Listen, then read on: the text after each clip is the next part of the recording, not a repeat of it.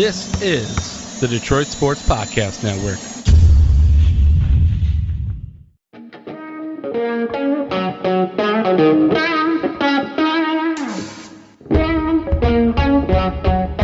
The biggest icon in podcasting.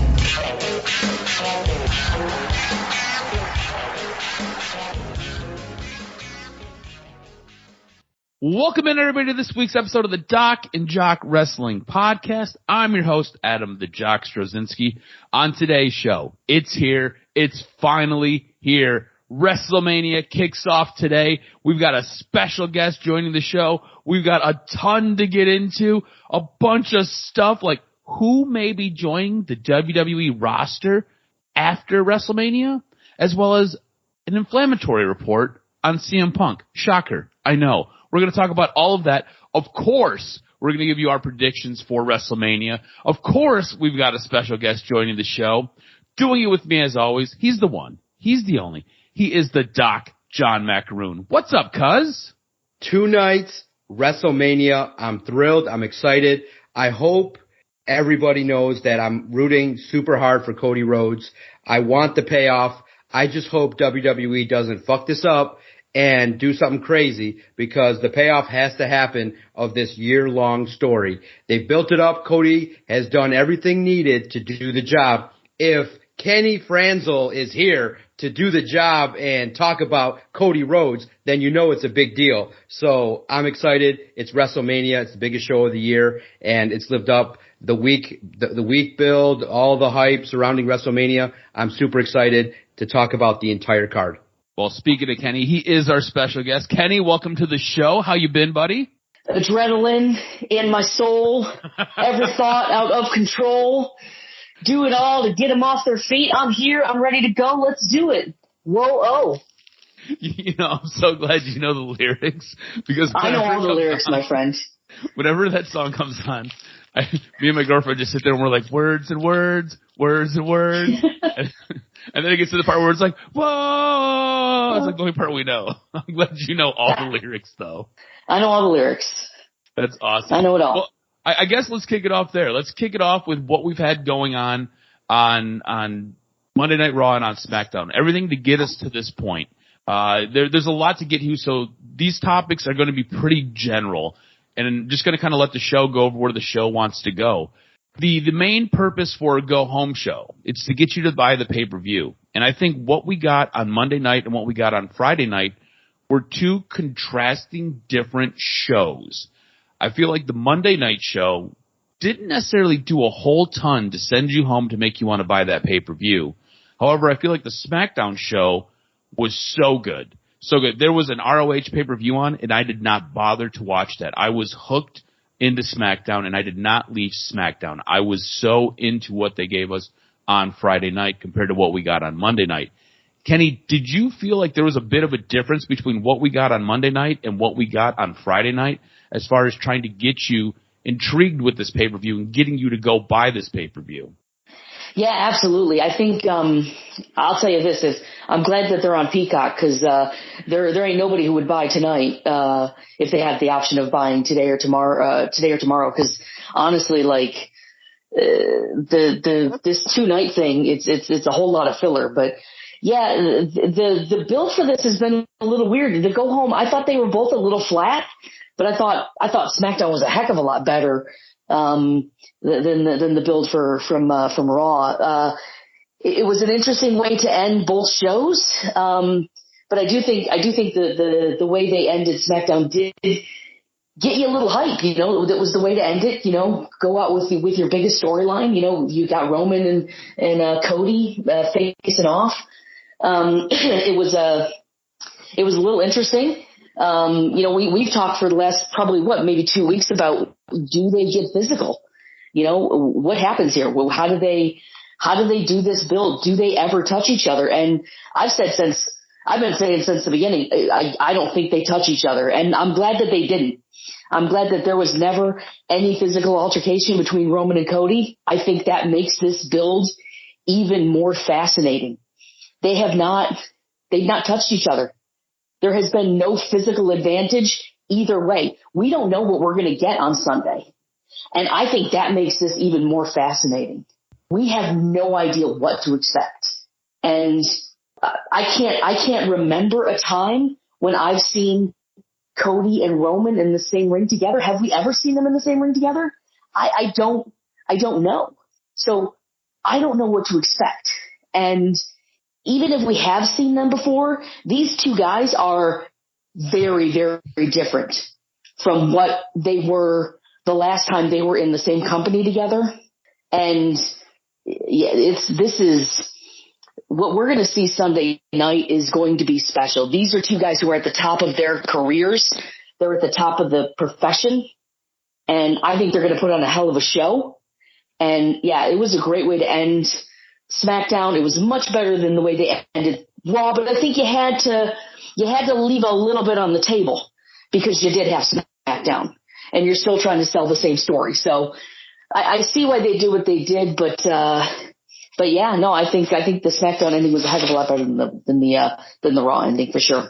What was interesting, I was going to say, guys, what was interesting is Cody's been doing all the work. All the heavy lifting has been Cody Rhodes. Roman on SmackDown shows up, and what he does is he's like, acknowledge me, end scene. I was like, man, they literally let Cody Rhodes, for the most part, build this matchup, and I'm very fascinated to see how it plays out. They ran out of material. Roman's out. He's tapped out. They've run out of. They ran out of material for Roman Reigns 6 months ago. And they have been coasting on fumes. If it wasn't for Sami Zayn, this bloodline storyline would have been dead. It has been dead for the last 7 months. Sami Zayn has been pulling them. He has been doing all of the heavy lifting for this bloodline feud. And I don't care what anybody says. Roman Reigns is great on the mic, and Paul Heyman is great on the mic, but Sami Zayn has been carrying every second. Jay's been doing a great job too, but if it wasn't for Sami Zayn, this bloodline thing would be completely dead. There's nothing left in the tank. So there's nothing for Roman to say. There's nothing for Roman to do. He said everything already. There's no promo left in Roman. So I get why they had to put it all on Cody. There's nothing left in Roman. He can't say anything anymore. Like he's done everything. He said everything he can say. So put it all on Cody. It was a smart thing to do because there's nothing more Roman can say. So I'm glad that they did that in a way. It kind of sucks because we didn't get enough from Roman, but at the same time, I'm also kind of proud of Triple H for recognizing that, you know what? Shut up. Just shut up. Don't beat the dead horse, which is something that Vince would have absolutely done. And we would have been sitting there going, oh my God, this is awful. So it felt boring and it felt kind of mundane, but in a way, like that's all we were going to be able to get without it being absolutely just boring. Well, I think from a storytelling perspective too, it's more interesting going on this journey with Cody, right? Like he is the interesting factor in this whole build towards WrestleMania. We've been there, we've done that with Roman, right? We've all watched Roman basically get crammed down our throats, the fans turn on him, then him turn heel, the fans embrace him. We've all been there. We've seen this.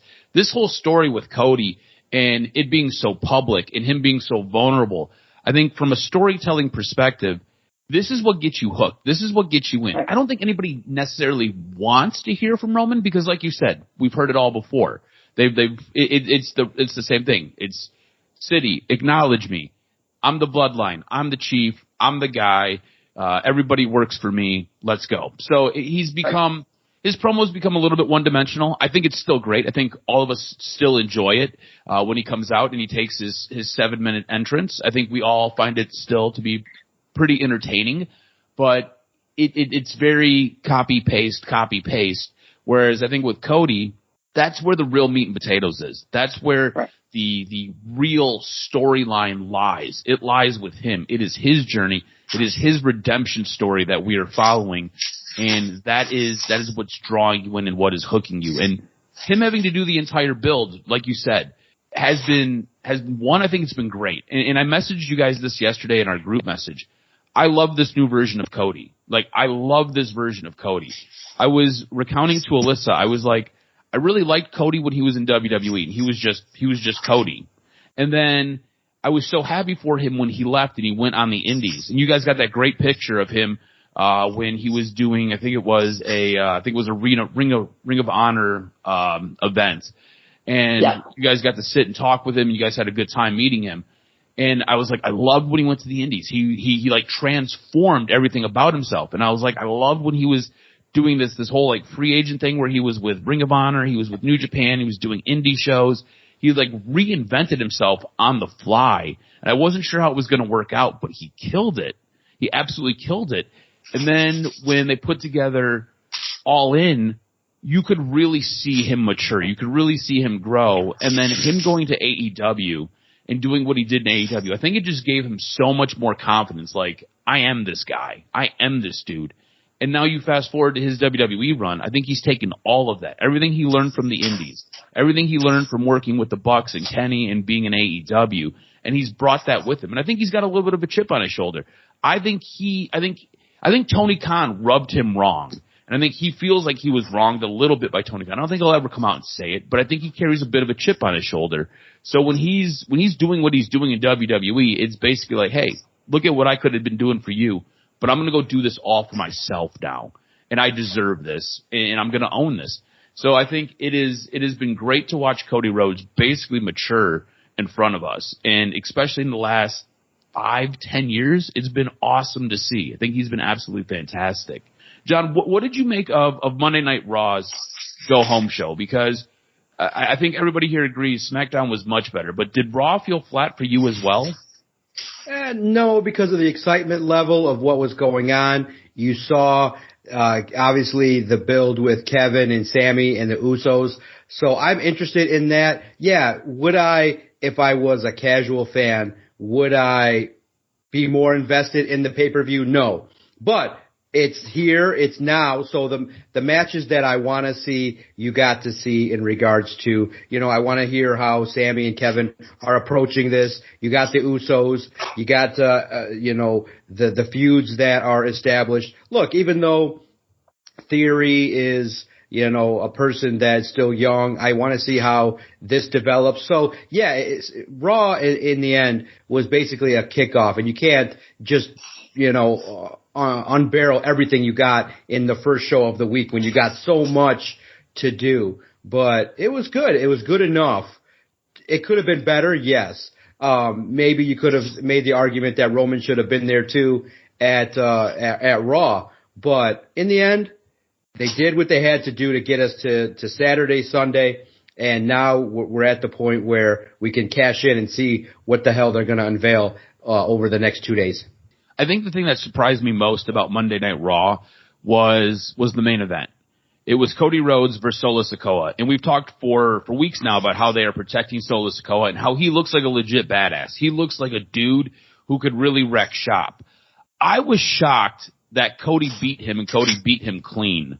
Was anybody else surprised that Cody got the win with just basically getting the win in general, or there not being any outside interference? I figured maybe a DQ win for Cody would end up working out where the Usos would get involved, or maybe Heyman gets involved, but Cody just ends up getting the 1, 2, 3, and there was no outside interference. There was nothing.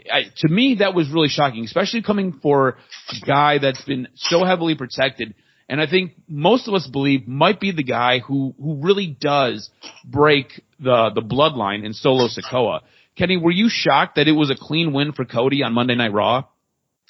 Yeah, I was shocked mostly because so many bloodline matches have ended with those, dirty finishes. And so I did think there was going to something was going to happen there. I'm glad it didn't end dirty, because I don't think Solo deserved to lose dirty. I think he deserved to lose clean like that. And man, Cody put him over in losing clean. So I think that was the way to go with that. He looked amazing losing clean, So I think, but what a way to do it. I think that's the way to do it. You protect the bodyguard of your big bad, and then that's the final boss, right? Like, in order to get to the final boss, you got to go through his number one, his big guy, his big bodyguard.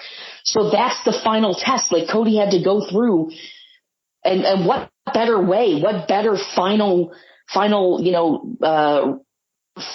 match for Cody before Roman than Solo, who has been on this tear, who has been unbeatable, who has been this force since he got to the main roster a couple months ago and was a force in NXT before he got into the main roster. So what a great way to use Solo Sikoa and to sacrifice that win streak for the storyline.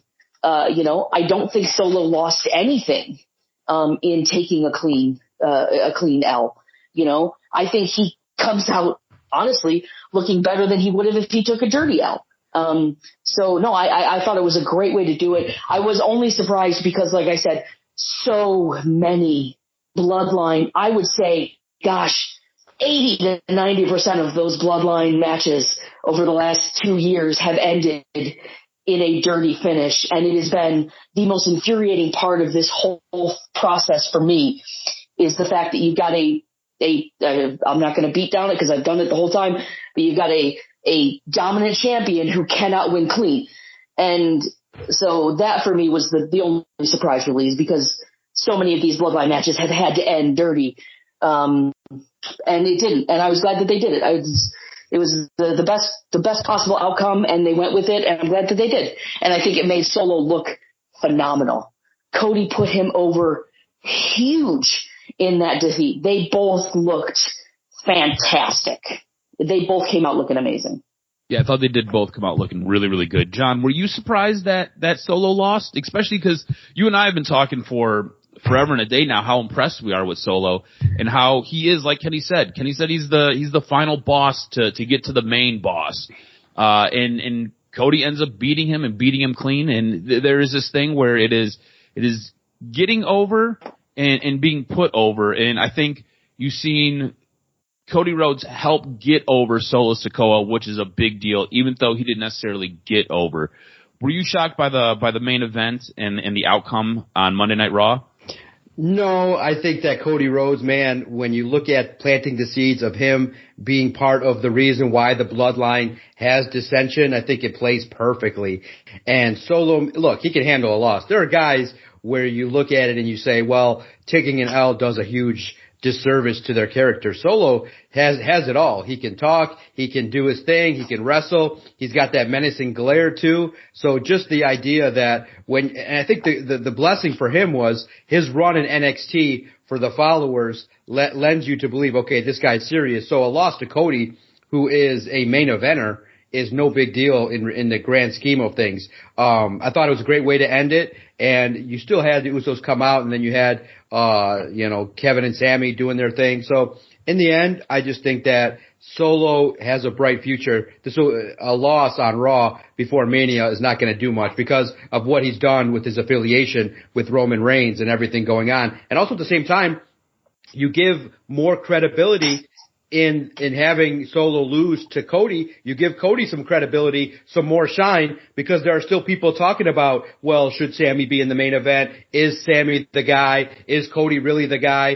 When you have Cody get some signature wins, you also elevate the guy that you're trying to put in the main event, who we all know is worthy, but a win lets him further cement his spot to be there in the main event. So I loved it. I was excited to see the match, and it lived up to what I wanted to see. Was there and you can build else? Solo, and just one other point to here, this can build Solo, if you want to break him away at some point, this is the seed that leads Solo to an eventual breaking away from the bloodline. Cody told him, you're not ready. Roman is throwing you to the wolves. You're not ready. And he wasn't ready. And you saw it they showed Solo close up. That man looked conflicted last night. That was not the same Solo we've seen before. That stoic look was very different. He looked upset last night. That wasn't angry Solo. That was an upset Solo. He's playing a character now. So we're seeing something different here. They're doing something. They're planting a seed. Whether they use it or not, that was built to a storyline. So you've got not only you built him up, but you've got storyline there if you want to use it. Perfect way to do it. I was going to ask if there was anything else that you guys liked from Monday Night Raw and from SmackDown, and I think, Kenny, you kind of touched on it for me. it's been all these little things, right? It's been all these little seeds that have been planted. It's been all the little nuances. It's been a lot of the facial expressions, and it's been the way, and look, it really sounds like all we're talking about is the bloodline storyline, but that's because it's been the best thing WWE has done in, I'm going to say 3 or 4 years. It has been gripping. It has been epic. This is awesome storytelling that we're getting. And it's not just one person that it centers around. There are multiple people. And I think it has been the usage of Jimmy and Jay and specifically Jay's facial expressions. It's been Solo, who's very stoic, who usually is mean-mugging somebody. It is him looking conflicted. It is Paul Heyman, the wise man, looking sometimes uncomfortable. And we all know Paul Heyman is never uncomfortable. It is Cody Rhodes, it is Sami Zayn, and it is Kevin Owens constantly needling different points and bringing different things up from the past and just showing these guys like you guys are basically being manipulated and mind-effed, and you guys need to see it. It's been a lot of this, and it just kind of keeps continuing. It seems like every week we get a new layer added to it. And I thought what you got on SmackDown with Kevin Owens and Sami Zayn cutting the promo, and Kevin Owens basically being like, you guys were the guys who welcomed me. You guys were the guys who basically showed me love when I first got here. I thought that was awesome. I thought that told a story that a lot of us don't get to hear. I thought Sami Zayn basically going in at Jay and just kind of, again, highlighting and exacerbating all of those insecurities that he has and all of those issues that he's had with Roman, and basically being like, since day one, you didn't trust him, and since day one, your loyalty was always questioned by him. And I love that was like a pull, and you could see Jay just kind of wrestling with it. And then you talk about Solo and the way Solo looked. I think that this storyline has been absolutely fantastic, and it really does feel like this entire WrestleMania card has been built around this family and the feuding within the family and the feuding going on outside of the family. And it was the other thing that I really appreciated from this week that WWE gave us. John, was there anything that stood out on Monday Night Raw or anything that stood out on SmackDown that you really liked and that you really wanted to highlight? Yeah, Gunther, man. I want that guy to take the rocket ship. Strap more of the rocket ship to that man. What a believable character. Badass, fluid, stiff.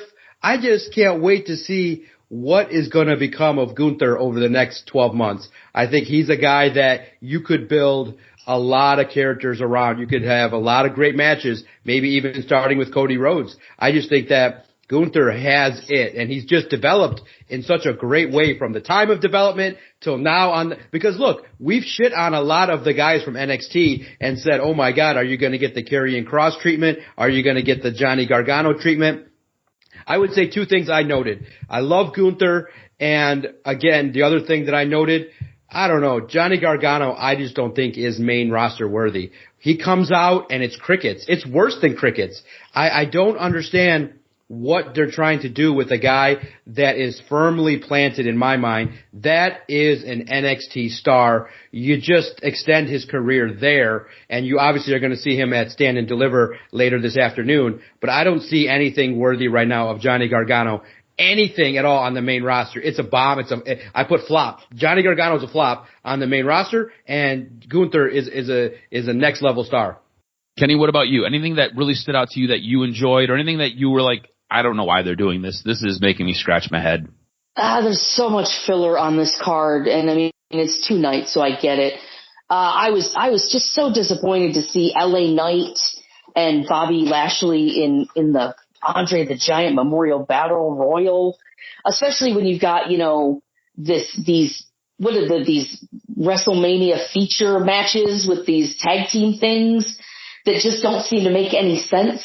I don't know, and I guess you don't want to rush a feud, but that bothered me. That really, really bothered me. Guys like LA Knight and Bobby Lashley, they don't deserve to be buried on Andre the Giant Battle Royale. So that bothered me a little bit, but it makes me laugh that John's like, oh my God, Gunther. Oh, wow, what a star. Walter was killing it on the indie scene for years, and he's amazing, and I'm glad that he's finally getting to do. I agree. I want him strapped to the moon, but I want that guy to take the Intercontinental record away from Honky Tonk Man before he does it. So please, WWE, do not give that belt to somebody else until he takes the record away from Honky Tonk Man. Keep the Intercontinental belt on Walter until Gunther, whatever the hell his name is, or whatever, you know what I'm talking about. It should be Walter. It should be Walter. Yes, I hate it. Yes, I don't disagree. He's been one of my favorites for years. That man's chops they hurt just watching them. Like your chest radiates just watching him chop people.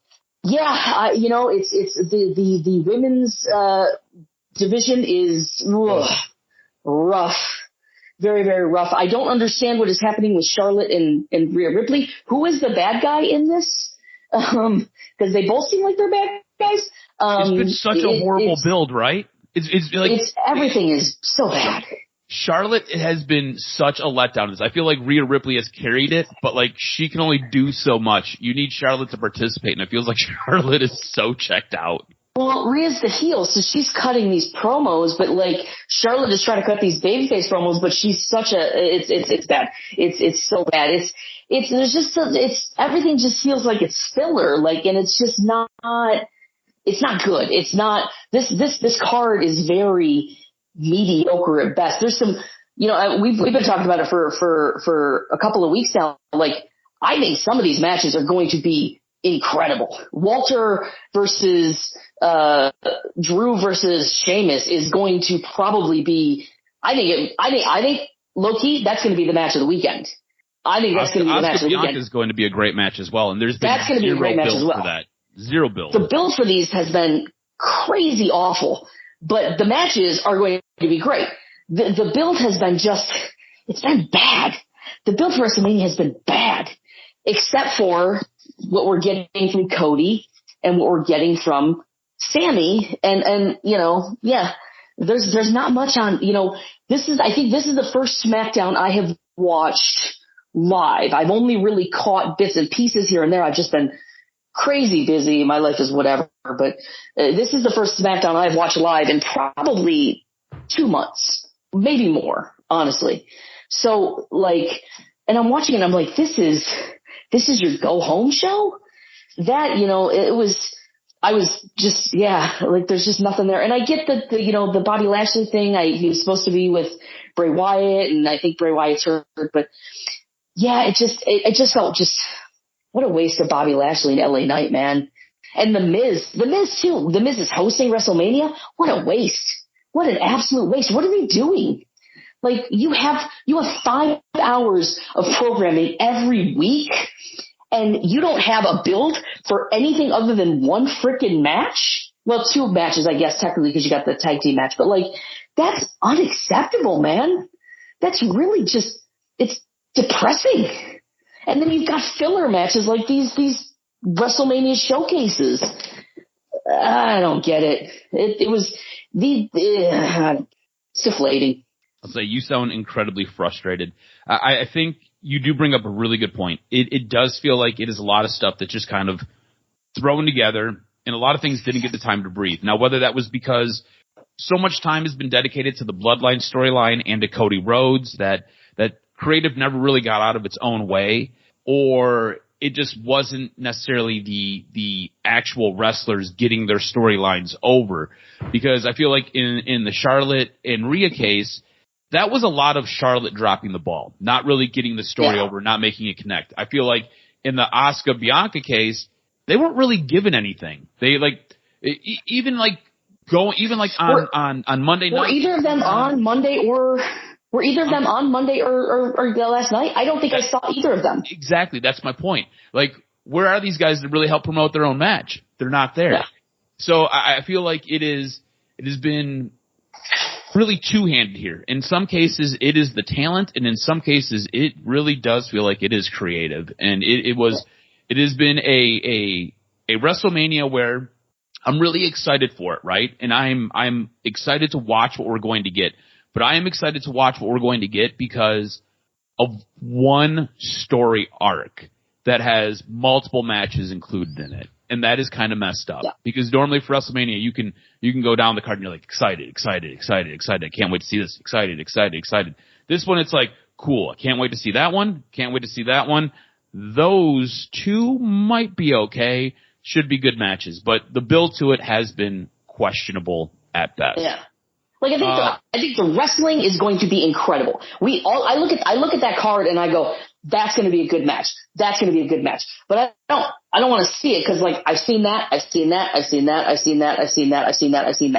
So it's like I don't want to see any of these matches again. I know they're going to be great. Like I'm excited to see them again because I know they're going to be great. But it's like I've already seen it.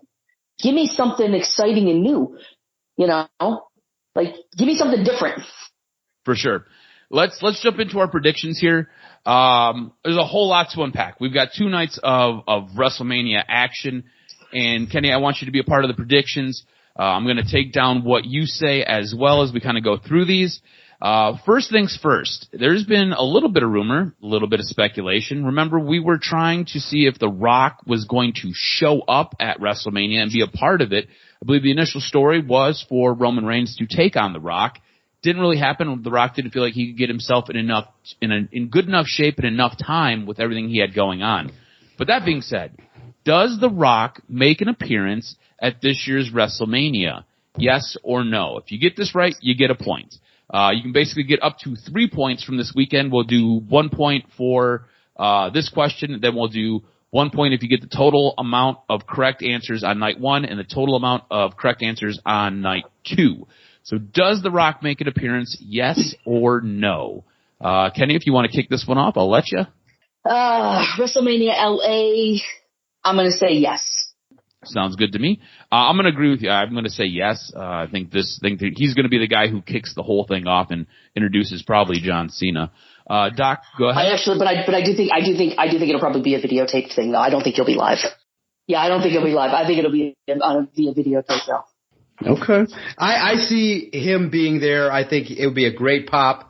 Now, if you want to get creative, if you want to go storyline, then the only way Cody loses is if The Rock does something to cost Cody the match. Obviously, the Bloodline, The Rock would be one of the premier talents of the Bloodline. So the only way I could stomach Cody losing is if The Rock screws Cody Rhodes. And then you could install a bunch of things for the future. But I think that with The Rock and his busy schedule, if you don't want to include him in a storyline, you just have him get a cheap pop. He comes out, throw his hands up, quick little thing. Maybe he destroys The Miz in the ring and you get a pop out of it. But I do think he'll be there. What if The Rock was to show up and he was to actually cost Roman the match? Ooh. I think that might be more interesting. It might set up for the future. Yeah, that might be one way to do it. But I still think you need to let Cody win clean. Yeah, I agree. Yeah, you got to give him the moment. I agree. Cody's got to win clean. Plus, the Dwayne is never wrestling again, so he's not going to get involved in a match. All right, let's jump into night 1. Kicking everything off, it's John Cena versus Austin Theory for the United States Championship. Doc, who do you have? Austin Theory, baby. What a great way to use John Cena. 5 moves of doom, 12 minutes in and out, and it's Austin Theory, baby. I've got Austin Theory as well. Kenny, who do you have? Cena will be on a plane by like 8:45. Austin Theory, absolutely.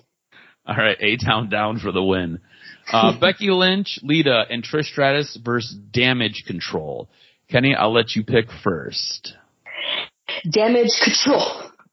All right. Yeah, I think all signs are leading to this Lita Trish thing falling apart. It's a house of cards. Doc, who do you have? No, I see a pop here. This will probably be the first match I take a piss break, but I will say that night 1 Saturday when you look at the card, my God, you can even skip the whole thing except for a couple matches. But I'm going to take Lita, and I think that Becky and the Man are doing the thing, and I think that you're going to have a nice pop with the best friends at WrestleMania. All right, I think similar to what Kenny said, I do feel like this is a bit of a house of cards. I think if you listen to any of the reports that were coming out prior to Trish making an appearance. She wanted to do something with Becky Lynch where she's a heel. I think at some point she turns in the middle of this match. She turns on Becky specifically. So I'm going to go Damage Control for an upsetting win. Seth Rollins versus Logan Paul, and probably one of the most athletic matches of the evening.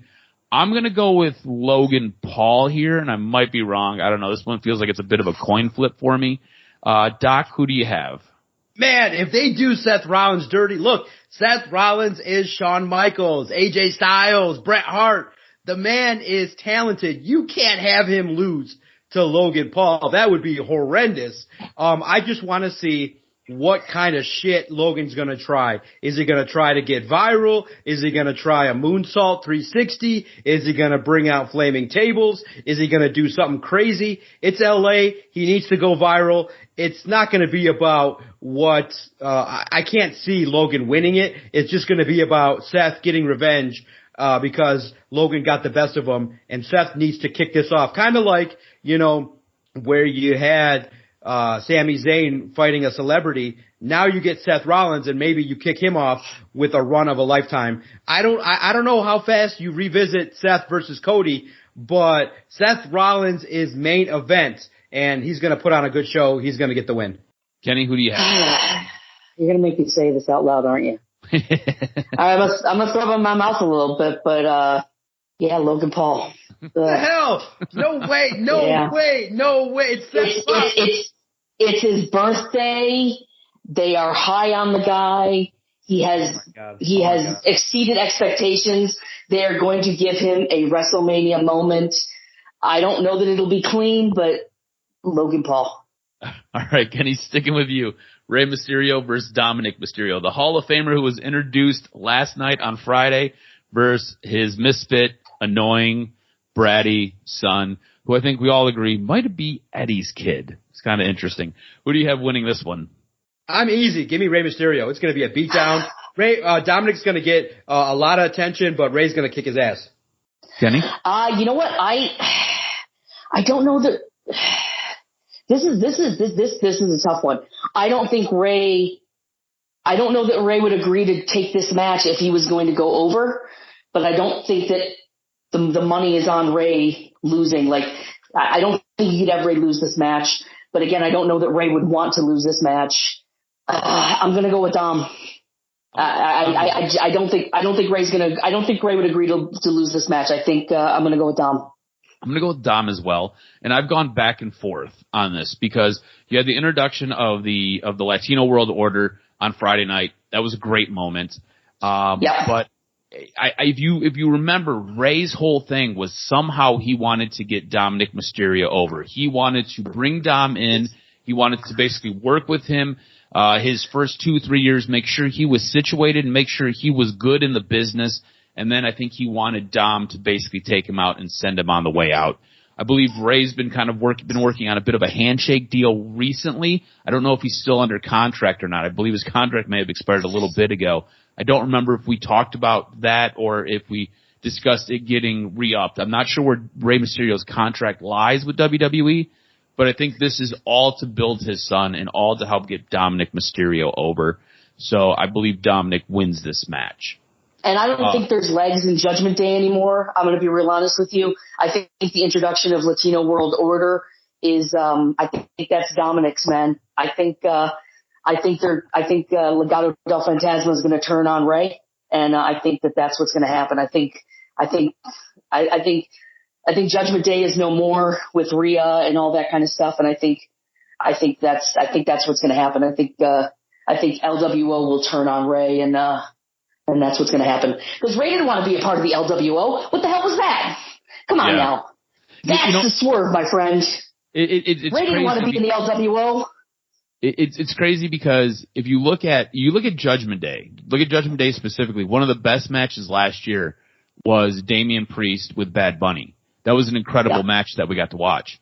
You fast forward a year, Damian Priest is nowhere on this card. And Damian Priest has been doing some really good work. I feel like over the course of a year, Damian Priest has really grown. I think Rhea Ripley has really grown. I think Finn Balor's been a little bit stagnated. You can argue that Dom has grown. I think Dom has gotten better at some stuff. I still think he is incredibly green. But I think them being put in the Judgment Day was probably good for them, for their career arc. I think you're right, though. The legs on Judgment Day probably have run out, and they probably ran out, I don't know, probably somewhere around the 5th time that Edge and Finn Balor, or Edge and somebody from the Judgment Day, got into a fight. But that's neither here nor there. That's for night 2. We'll talk all about that. We've got Braun Strowman and Ricochet versus the Street Profits versus Alpha Academy versus the Viking Raiders. I think this is where you have the breakup of Alpha Academy. I think you're going to get Chad Gable. If you've noticed, Chad Gable has been put over big time by not just the announcers, but by also his in-ring action. Chad Gable and Otis are going to split. Chad Gable, I think they're preparing him for a big run. I don't know if that is a main event run, but he is about to get a little bit of a push. I think Braun Strowman and Ricochet are incredibly interesting. I think they're a fun tag team that kind of started from Braun Strowman just kind of running his mouth on Twitter. I find them to be incredibly interesting. The Viking Raiders, I don't know what we're doing with them anymore, but I think the Street Profits are so much fun to watch. I'm going to pick the Street Profits to win this match. I think they're just so athletic, and I think they're off the wall. So I think we have a breakup of Alpha Academy in this, and I think the Street Profits end up getting it. The rest of the tag teams, I'm not really sure what we're doing here. Doc, who do you have winning this match? Good for Dawkins, man. He's transforming his body. I think that he's trying to really take in seriously the fact that everyone's looking at Montez Ford as being a superstar. So he's got to put in the business. He's got to do his job. I think the Street Profits are definitely a team that you could do a lot more with in the future if you want to. If the end result is of the tag team title picture, you maybe put the Street Profits in that category. So give me the Street Profits. I think they're going to have an opportunity to have some high spots and moments that could be really fun in LA. All right. Kenny, who do you have? Shoes, please. I'm also going to go with the Street Profits. Yeah. I think they see a lot in Ford, and I think they see a lot in Dawkins, honestly. So I don't think they're going to split those two up, but I definitely think that those two are going to kind of go their separate ways and do some single stuff. But I think this is. Yeah, and I do think you're right. They're gonna split the Alpha Academy up as well. So I think that's gonna lead to a little bit there. So, all right. In a match where Charlotte Flair claimed that she was either the challenger or the champion every time she entered the match, which is kind of accurate. You're either a challenger or you're a champion every time you go into a match. She is taking on Rhea Ripley for the SmackDown Women's Championship. Look, I've got Rhea Ripley winning this. I don't feel Charlotte deserves that belt. I don't feel like Charlotte has deserved, I don't know what she had, 15, 14, however many runs she's had as champion. I don't feel like she's deserved all of those. I feel like she's usually gifted these belts. I think Rhea Ripley is a badass. I think Rhea Ripley has put it all together. I really wish they would have leaned into Charlotte taking that belt off of Rhea Ripley when she was in NXT, because if you listen to Rhea Ripley, that really damaged a lot of her confidence, and it really set her back probably a good 12 months. They didn't do that. I think that would have added a little bit more meat and potatoes to this story. I think creative botched that, but I think Rhea gets the win. I think she's victorious, and I think she's a badass, and I don't like Charlotte Flair. So it's what it is. Kenny, who do you have winning this one? Yeah, I think absolutely Rhea Ripley. It's the way to go. I think the transition of Rhea and Dominic and probably Damian Priest to SmackDown and that thing. But yeah, no, I think the storyline there is Rhea Ripley. You want the youth, you want that redemption. She's somebody that Paul has been incredibly high on for years. And I don't think if he was in charge of booking that, a couple years ago, that would have ever happened. So, yeah, I absolutely think, this is her time. Charlotte was a placeholder for the belt, to get to this point. It sucks that it had to happen like that, but, yeah, no, Rhea Ripley absolutely is taking this one. Yeah, no doubt. Yeah, no doubt. It's the Rhea era. Let's see what becomes of it. I think there's a real chance where the women's division can be invigorated by some of the challengers just getting some rub off of Rhea. So I need to see this, and I want to see how her title run looks in 2023. All right, what I'm hoping is the main event, but I don't know. The Usos versus Sami Zayn and Kevin Owens for the undisputed WWE Tag Team Championship. Doc, how do you see this one playing out? I look at it and I say, Kevin Owens, Sami Zayn, and it's one of the biggest matches, biggest builds. So, do you finally? I love the Usos, man. I don't know if their run is going to be appreciated by those that are going to really like what they've done, but I like Kevin and Sami doing their thing. All right, Kenny, who do you have? This is a tough one. They have shown so many storylines here. There's still the possibility of Jay, not, turning on Roman. There's always the looming threat of Kevin turning on Sami, so there's so much at play here. There's so much at play. I do think that the fall of the bloodline has got to be all or nothing. So I do think that Sami and Kevin are going to take the belts, though. All right, that's who I have as well. I've got Sami Zayn and Kevin Owens winning it all. I think this is the first crack in that foundation of the bloodline. I think you can have Sami Zayn and Kevin Owens put together a nice run. I think in the end there could be some salvation for Jimmy and Jay. It won't come tonight, and it won't come tomorrow night, and it probably won't come Monday. But I think at some point there will be some salvation, and Sami Zayn, Kevin Owens will extend an olive branch to the Usos and help them redeem themselves from the bloodline. All right, let's kick it up into night 2, where the main event that we all want to see lies. We'll get to that a little bit later on in the predictions here. Kicking the show off, we've got Bianca Belair versus Asuka for the Raw Women's Championship. I think this is going to be a fantastic match. I think this is going to be a great match. I think the build for this has been utter dog shit, but I think this match is going to tear the house down. I don't know who's going to win this. Normally you go into these and you have a bit of an idea.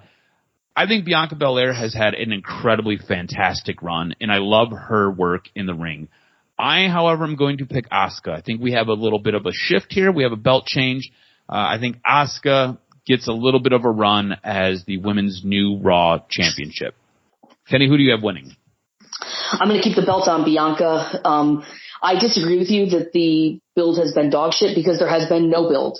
So you can't even rate this, honestly. But I think, I don't see them putting the belt on Asuka just because I don't think she just doesn't feel like a challenger. It just doesn't feel like there's any real build there. So there's no emotion, there's no stakes, there's no build, there's no change of belts. There's no reason. There's no reason to move the belt. All right, Doc, who do you got? You got Asuka or you got Bianca? Yeah, I see no chance Asuka wins it at all. I mean, if Kenny wants to be a degenerate and find a way to gamble on it, he could put all his money and buy more shirts if he bet on Bianca Belair. But if I want to get creative and I smoke a doobie and I'm like, what would I do with this match to make it interesting? You know what I would do? I'd have it get real aggressive, right? If I want to have the Adam plan, it gets real aggressive. It goes into the back, right? All of a sudden they're in the stands. They make their way to the Titantron, and who comes out? Muta. Muta comes out, stands there with that freaky ass black mask, and he blows the mist into Bianca Belair, and then she's all staggered, and then Asuka blows the mist where the green mist is from Muta and the black mist is from Asuka, and she gets the pin. If you want to go apeshit crazy, I would pop for that. But in the end, I think this one is just going to be a nice, smooth wrestling match where Bianca wins it. But if you want to go crazy, Asuka needs Muta to make sure that she gets the W. But I'm picking Bianca to win it. All right. Interesting. Like it. I like the way you booked that better than the way Creative's done anything for this entire match. So. Muta was awesome, man. Muta still rocks it, dude. He was looking all old in his talk, looking all raggedy, looking like he was gonna fall over. All of a sudden, it was like he got a jolt of like a monster drink, and he did the mist move, and he looked like he was 25 years old again. So.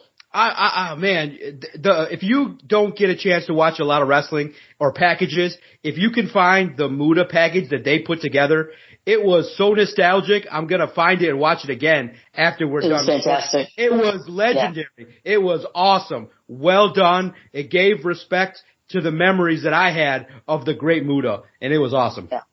All right, let's move on to Gunther versus Drew McIntyre versus Sheamus for the Intercontinental Championship. I think I know where all of us lie on this one. I think we all want Gunther to win. I'm going to pick him to win. Kind of in lockstep with, I believe it was what Kenny said earlier, where you want him to basically dethrone the Honky Tonk Man's reign. Honestly, I don't necessarily know what the Honky Tonk Man gave to wrestling. Like, I always kind of felt like he was just kind of a caricature of what a wrestler was when I was a kid watching him. I feel like putting it on a guy like Gunther, it makes it feel like it's more of a legit run, like a legit championship. And I think that would be fantastic. I think this is going to be a hard-hitting match. I think there's going to be a lot of red chests. I think there's going to be a lot of snaps and a lot of loud pops. I think this is going to be a very physical match, but I got Gunther winning it. Kenny, are you in lockstep with Gunther?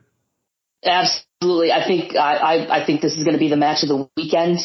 I think it's going to be hard-hitting, stiff, incredible. This is the match I'm the most looking forward to watching just from a pure wrestling standpoint. I think it's going to be incredible, but please, Paul, don't you dare put it on. I love Drew. I love Sheamus, but do it after he breaks the record. Keep the belt on Walter. Please, please, please, please keep the belt on Walter. Gunther, whatever the hell you call him. John, where are you at? Yeah, absolutely. I see Gunther winning. The guy, maybe if Gunther's going to take a title run, to take the title off of Gunther should be Sheamus because it's been a lifelong dream, but not yet. I think Gunther is a star, and you can elevate him even further with another great performance at WrestleMania. Gunther, baby. All right, we move on to a match that has a bit of a weird build and feels like it's been over a year long, but not in a good way, in kind of a sad way. We've got Edge taking on Finn Balor and Hell. It has been a year long. It has been a year long. It has been a year long. And it's not been very good, right? It's not been great. No, it hasn't. Well, it's been very rough. No. So Finn is showing up as the Demon. Edge is showing up in his Brood character. Now, reports and rumors are Gangrel will be showing up with Edge, which I think will be interesting. And reports and rumors are Gangrel will get physical with Damian Priest on the outside. So we'll see what happens. I've got Edge winning this one. Doc, how do you see this one playing out? Man, do you give Edge the legendary... See, here's the crazy part. This is the one I'm most conflicted because by the business sense of what's right for business, you got to put over Finn Balor. Right, I mean, you don't want the Demon to lose, right? Right, exactly. You got to put over Finn Balor. I'm changing my mind. I'm going to go Finn Balor because you can't have the Demon lose. You can't have the Demon lose. It's not right for business. But at the same token, it's Edge's probably final WrestleMania in LA. He gets a moment. The face again. It's so tough, but it's so challenging to think about because it's Edge's last WrestleMania. Is he traditional? Does he put the guy over? Obviously Edge's mission is to do things with the faction that he started, but I still got Finn Balor winning it. I think I can't put aside the fact that what good would it be for Edge to win this? It would do no good at all other than a cheap pop. But for the good of the business, he has to put over Finn Balor. Kenny, how do you see this one playing out? Fanging and banging, baby. Fanging and banging. The Demon is the most protected character that Paul has ever booked. If you look at it, the Demon has never lost. So I can't see them changing that at this point. Paul never booked the Demon to lose. So anytime Finn is in the makeup, he has won. I don't see that changing. All right. In what I can only refer to as a complete piss break and dumpster fire match, we've got Brock Lesnar versus Omos. Kenny, I'll let you kind of just go wherever you want to go with this one. just go. Right. Heavy sighs. I'm gonna vote Brock Lesnar. That's my vote. It's Brock Lesnar.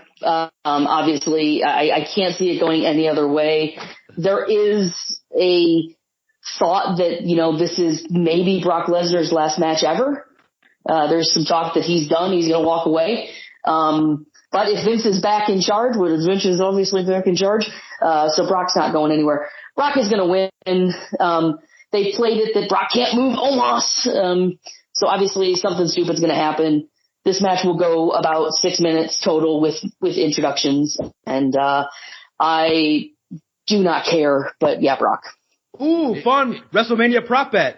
Is Roman Reigns' WrestleMania entrance longer than the Brock Omos match?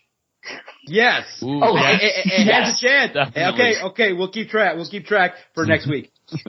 Yeah. Initially, I wanted to say Omos was winning this, right? But then you've watched the last 2 times they've gotten physical.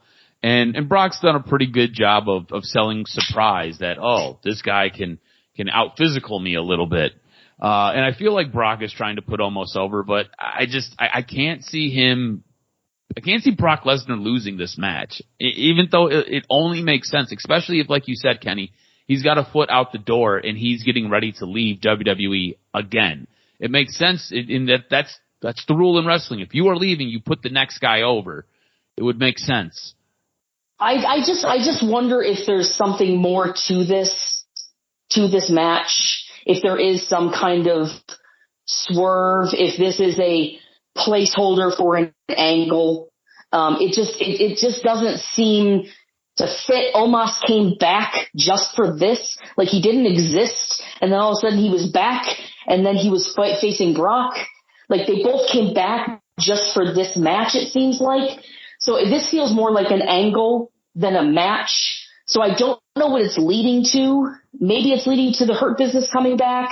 I don't know. So for me, this isn't a match. This is an angle. This is leading to something. MVP feels like he's working on something in the background. I don't know what's happening. So I almost don't think that this is going to happen as a traditional match. I think something is going to potentially lead into something. Maybe this is going to be an epic, final clash for Bobby Lashley and Brock Lesnar type of thing. I don't know. I really don't know. But this just has never really felt like this was a real WrestleMania match to me. Yeah, to me, this is, if you were ever looking for a sign that Vince was in control, it's this match, right? This is like Brock Lesnar is Vince's golden boy and Omos is Vince's project. And hey, let's put them together and let's have the worst build possible. Something that is awkward and weird and neither one of you guys can do anything in the ring. So let's just watch that unfold. I just to reiterate, I'm going Brock Lesnar. I don't know how this plays out. We'll see. I don't really care for this match. Another match I don't necessarily care for. Liv Morgan and Raquel Rodriguez versus Natalya and Shotzi versus Ronda Rousey and Shayna Baszler versus Sonya Deville and Chelsea Green in the Frankenstein tag team match of the evening. Kenny, where do you want to go with this one? Who do you want to win this? I'm going to go with Shayna and Ronda. I think the smart money's probably on them. Raquel looked really good last night. They've really been building her up, but I think that's probably a build more towards her being the first real big challenger for Rhea when she gets the belt. Doc, where do you want to go? See, I disagree. I think Raquel is it. She's got the star power. So I think that when you see what she can do and what you need to do at WrestleMania, I think one of the missions will be to elevate some new stars. And Ronda and Shayna Baszler, I think you might even get something out of it where Shayna does something stupid to cost the match, and then they go off and have a feud, and you can distract Ronda Rousey from whatever the hell she's trying to accomplish in the business with Shayna Baszler and maybe get Shayna into something more meaningful. So give me the team of Raquel Rodriguez handling business. All right, leads us to our main event, and I think we're probably all going to be on the same page here. Roman Reigns, Cody Rhodes for the undisputed WWE Universal Championship. Honestly, this is probably the only match on the card that anybody really wants to see, and it will be at the very back end of the show, obviously, as it's the main event. I've got Cody Rhodes winning this. I think we culminate this story and we start to chip away and we show the massive cracks in the bloodline. Cody Rhodes completes the story. We are all excited. I can't go to sleep. I have trouble waking up for work on Monday morning. Kenny, I know you're going to have to get up extra early as well as you're running the news at 5 in the morning, and you're going to have trouble showing up at work sleepy-eyed. Doc, you're probably going to get to sleep in until like 6 because, I don't know, that's sleeping in for you because you're a weirdo and you like to get up early as well. But all of us are going to go to bed happy boys. And it's going to be tough for us to fall asleep because our dude finally wins it all. I've got Cody Rhodes. Doc, where do you want to go with this one? The moment we all want. We all want to pop. I want to watch Monday at 6:05 a.m. all the reaction videos. I know Kenny's going to do one where he's going to have his phone above his head and he's going to be screaming, "Yeah, Cody!" We all want the moment. We can live it. We can recall it.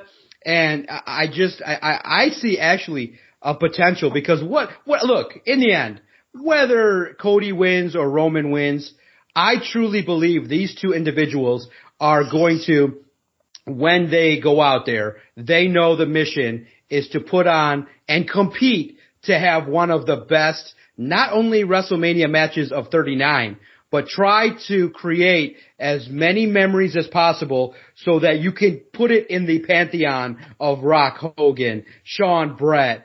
They can do it because of the talent of both individuals. Not only their in-ring prowess, but I think at this time on April 2nd, both of their skills collectively with psychology, with the ability to listen to the crowd, with the ability to have as much in-ring experience as possible.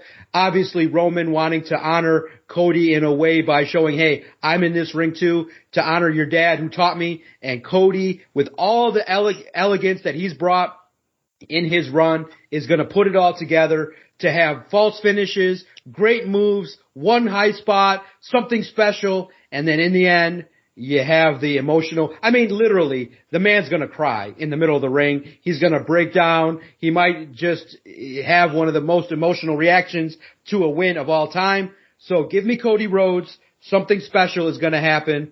No fuck-ups because I don't think the LA crowd will be happy if Roman wins this match. I don't think you do it. Roman doesn't need to win. He can't get any more rub from Cody. Cody needs the rocket ship to move forward. You need to take it, and you got money. That man is money. Cody can make you money for the next year, and give him the title. I want to see the wingtip, so let's do this. Cody Rhodes.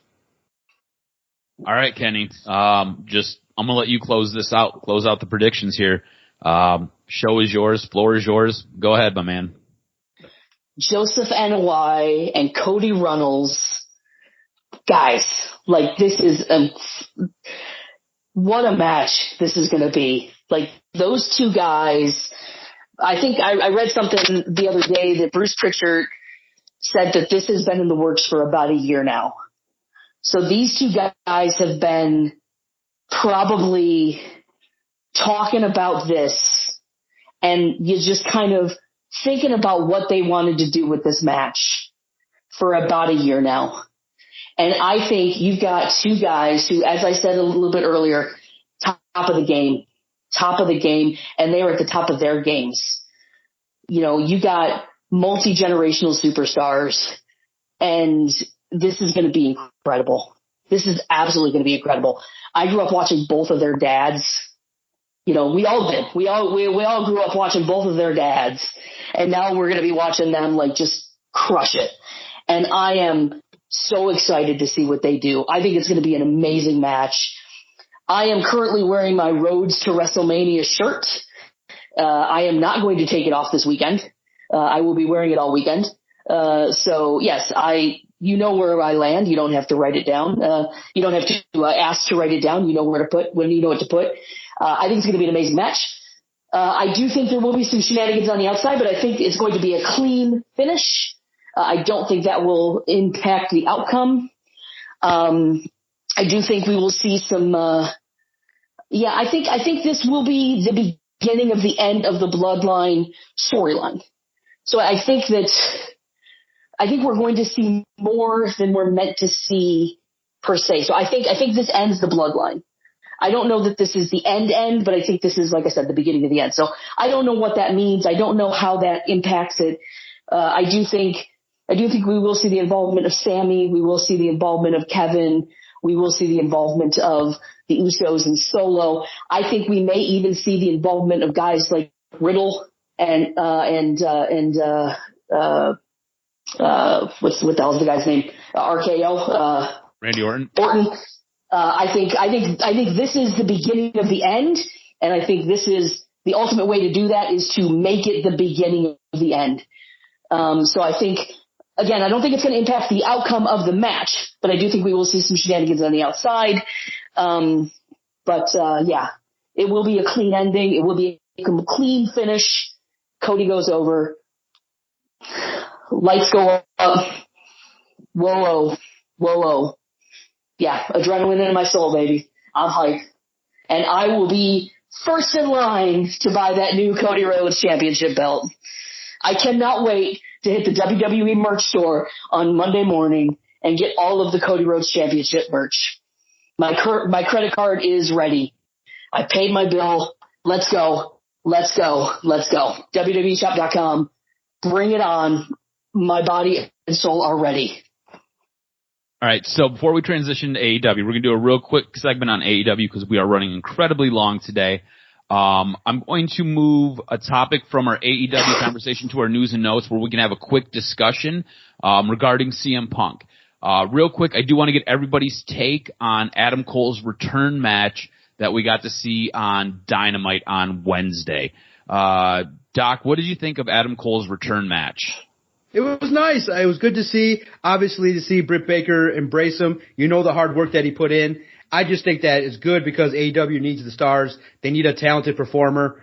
But again, whenever you got a guy that's got a history of head injuries, any spot that they keep playing up with his neck was freaky. He took a pile driver, which was like, what the hell? A little bit of PTSD there for everybody involved. But Adam Cole's a star, and they got to reestablish him as one as soon as possible. AEW needs it. Kenny, what'd you think? Cole's one of my top 5 guys. I'm very happy to have him back. I wanted more from that. I wish we could have seen more. I would have liked to have seen a little bit more of a storyline progression. Let's get it going. Like, you know, it felt a little flat for me. I would have liked to see, let's just jump into it. Let's get him going. You know, don't waste time. Like, we missed 9 months of Adam Cole. Let's just step on the gas. No need to pussyfoot around it. Yeah, I'm a huge fan of Adam Cole as well. He is my dog is one of her nicknames is named after Adam Cole, as I call her Bebe. So huge fan of Adam Cole. I like you said, Kenny, I wanted more. This match felt a little clunky to me. And then the playing up the head injury spot, I just didn't necessarily know where we were going with that. This really felt like they tried to give us something, but it just missed the mark. It didn't connect. And then you have Chris Jericho come out, and there's going to be something there. There's going to obviously be an angle there, but it just, for some reason, it all felt very, very flat. For such a big star and a guy who you can build your company around, for this to be his return match after 9 months off, and for you building it for weeks, and then doing a show after the match where it was pretty much centered around him, to me, it just felt very, very flat, and it did not hit the mark. Honestly, when Jericho was walking Daniel Garcia up the ramp, I was really hoping he would just turn on Daniel Garcia. And I was like, oh, this could be interesting if he just turned on Daniel Garcia for dropping the ball here. But you didn't get any of that. You got really or have the JAS attack. Yeah, like there should have been more to it. Honestly, it was real flat. Like, give me something, give me some meat. That's not. Yeah, it was just very flat. It wasn't great. Show of the week, real quick before we get into news and notes. I'm going to give my nomination to SmackDown. I thought SmackDown was a really good show. I watched the entire thing. I did not deviate. There was a ROH pay-per-view that was fantastic. I did not bother watching it. I was hooked into SmackDown. Kenny, if you had to give a point of the week for a show, what would it be? I'm going to give it to that first hour of Dynamite, and only that first hour of Dynamite. That last hour of Dynamite sucked. All right. Doc, what about you? Yeah, SmackDown was awesome top to bottom. I thought that when you look at Cody Rhodes closing it out, the promo that he gave, epic, evolving, really doing his thing, morphing into a star that can be around for WWE for the next 5 years. So SmackDown was the best show of the weekend in my mind. Awesome. Gentlemen, like some news and notes, we've got quite a bit to get into here. Hit us with this week's professional wrestling news and notes. What made your list? So there was a report that came out, and I'd like to have a brief discussion about this. We don't normally do this in the news and notes segment, but this one I believe is worth it, especially with both of you guys, because I know how you feel about CM Punk, who was due to return to AEW prior to last week's Instagram rant, where he threw Jon Moxley, Chris Jericho, Dave Meltzer, and Tony Khan underneath a cement truck. There was supposedly some very loose negotiations, and there was a handshake agreement between Tony Khan and CM Punk for him to come back to AEW. And John, you basically have been begging for this since the disaster at All Out, where he just went on his rampage and basically threw the entire company underneath the bus. So they worked it out. Tony Khan wanted him to come back, and then he had to go get in his own way and jumped on Instagram and acted like a child. I guess the question is CM Punk worth the headache? Because I don't really know what he brings. I feel like he is a locker room cancer. I feel like he is incredibly difficult to work with. I feel like for a guy who is so creative and knows the business so well, it is hard to pull that stuff out of him and get him to help others because he seems so selfish and concerned about his own self. CM Punk is incredibly frustrating to me. I really want to love him and really want to like him, but he just does dumb shit that makes me absolutely hate him and despise him. So the question for both of you boys, is CM Punk worth the headache? Kenny, I'll let you start. Maybe. I really don't know. Posting something on Instagram like that and then deleting it like 5 minutes later and then not reposting it like edited, that is just such a childish. I mean, that's the most immature thing I've ever seen in my life. And from a grown man who stands there, who sat there at the All Out presser and was like, "Well, I'm surrounded by children." Dude, like that is the most immature bullshit. And then you're gonna say that, and then you're gonna 6 months later post something on Instagram and then delete it. Like, oh, so dramatic. Like, come on, man. You might have the moral high ground in a situation where you're like, oh, whatever. But then you completely lose it by doing something like that on Instagram. Like, that's pathetic. And then 2 days later, that whole Shawn Michaels thing that he posted, I don't think he's worth it, honestly.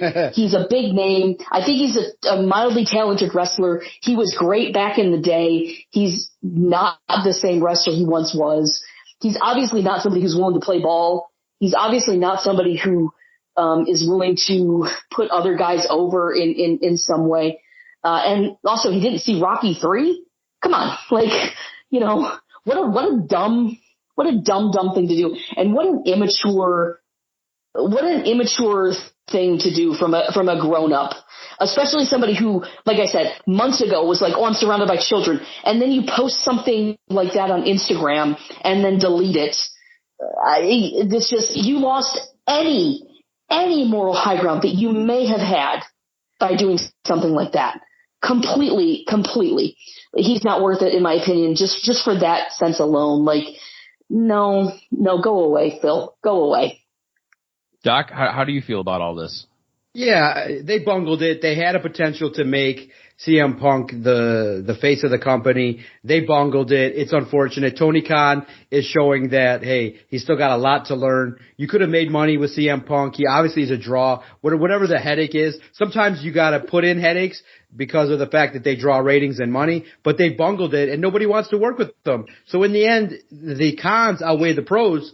I think that this is an older wrestler that does a lot of things that maybe are against what AEW stands for, and he's just doing more of the same, which is causing problems. His stuff that he's doing away from the ring is causing more of a stir than the shit he did in the ring. And in the end, you realize, though, that Tony Khan's paying him a boatload of money. So while I look at it from the personality standpoint, he's not worth it. But if I'm shelling out millions of dollars, I'm at least going to get him to lay down for MJF or lay down for the Young Bucks or lay down for Kenny Omega. Get one more payout, recoup some of the loss, and move and keep it moving.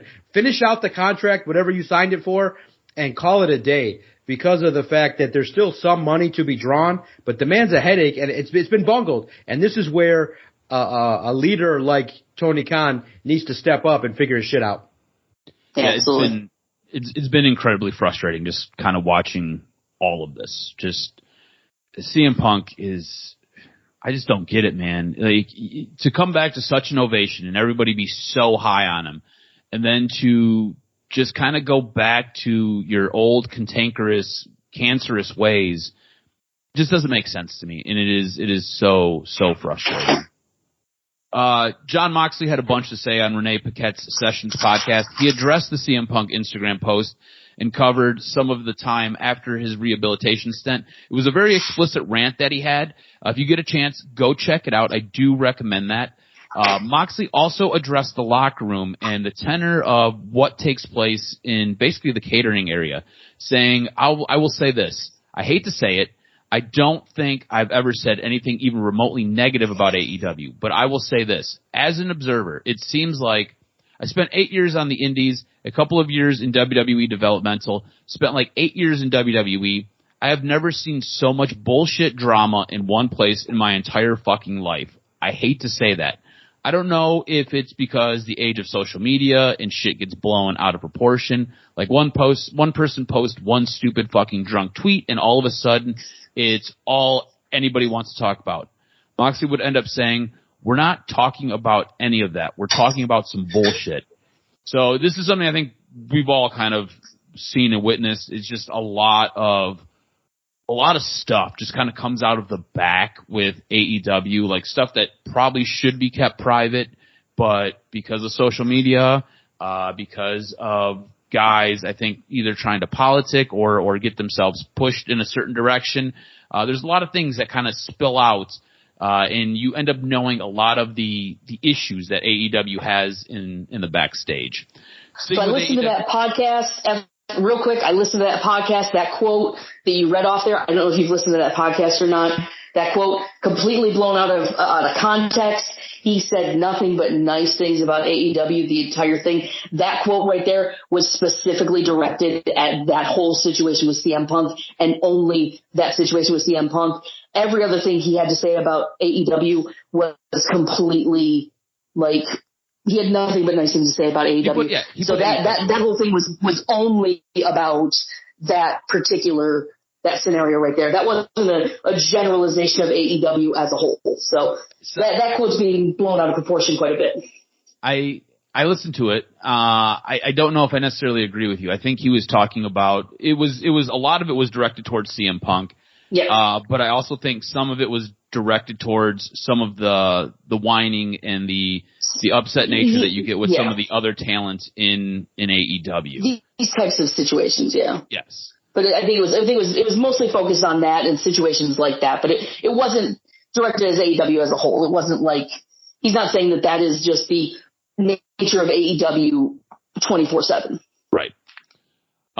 Major AEW star set to miss some time with injury. Mac Jackson has reportedly suffered a legitimate injury and is expected to be out of action for a while. According to Brian Alvarez of Wrestling Observer Radio, Jackson suffered a partially torn bicep early in the three-way trios match in Winnipeg on March 15th between the Elite, the Jericho Appreciation Society, and House of Black.